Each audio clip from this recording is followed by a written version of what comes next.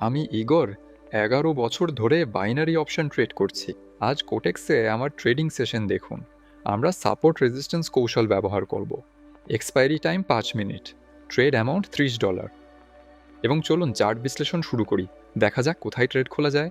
যাই হোক, আমাদের ইউরো ইয়েন জোড়াটা কিছুটা কমে গিয়েছে। হ্যাঁ, একটা সাপোর্ট জোন আছে।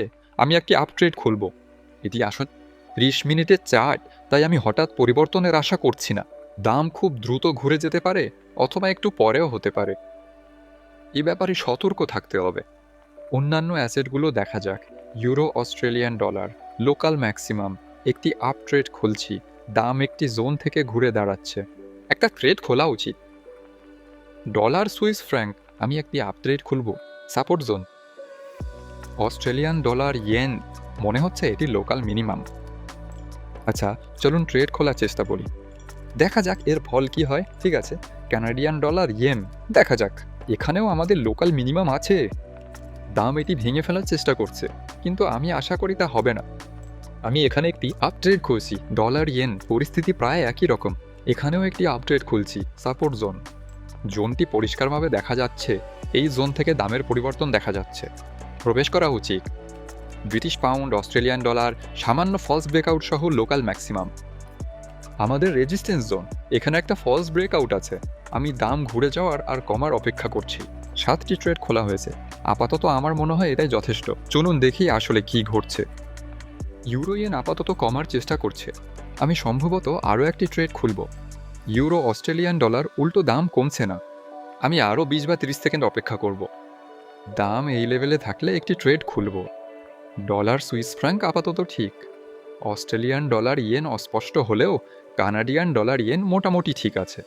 ডলার, ইয়েনও সব ঠিক আছে। আর ব্রিটিশ পাউন্ড, অস্ট্রেলিয়ান ডলার সামান্য লসে আছে।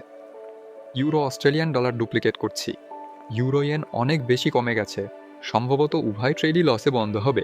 মোট 9টা ট্রেড খোলা হয়েছে। যতদূর বুঝতে পারছি মাত্র 2টি বন্ধ হয়েছে। মানে বন্ধ হয়নি, লসের জোনে আছে। এটি ঠিক ইউরো ইয়ারের মতো, এবং 7টি ট্রেড লাভে আছে।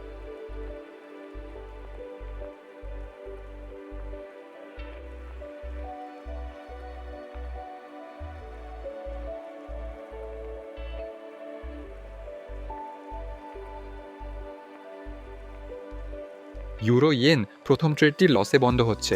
দাম মোটেও বাড়ছে না। এইমাত্র বৃদ্ধি শুরু হয়েছে, তবে অবশ্যই এটি যথেষ্ট নয়।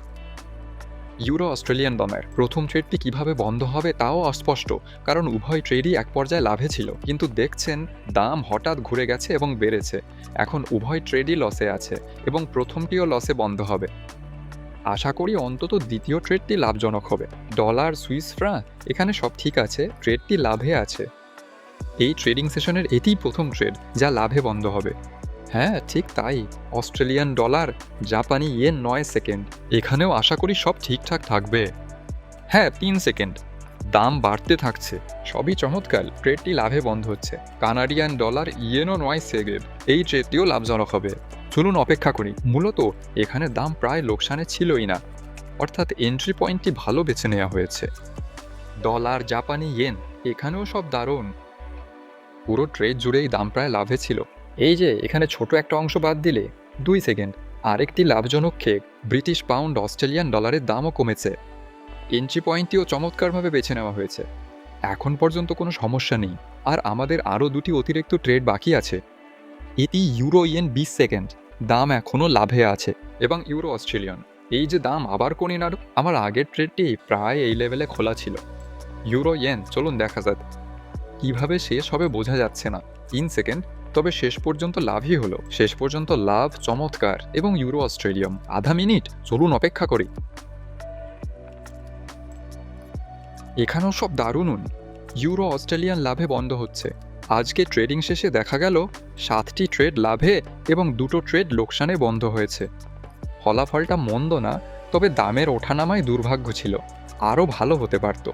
ক্লিন চার্টে এন্ট্রি পয়েন্ট খোঁজার উপায় জানতে চাইলে সাপোর্ট এবং রেজিস্ট্যান্স লেভেলের সাহায্যে তবে এই ভিডিও ডেসক্রিপশনে টিউটোরিয়ালগুলোর লিঙ্ক আছে। এই সাইটে যান, পড়ো, সব ফ্রি, সবার জন্য উন্মুক্ত। কোথাও রেজিস্ট্রেশন করার প্রয়োজন নেই। চ্যানেলটি সাবস্ক্রাইব না করে থাকলে অবশ্যই করবেন। লাইক দিন এবং কমেন্ট করুন। শুভ ট্রেডিং এবং শীঘ্রই দেখা হবে।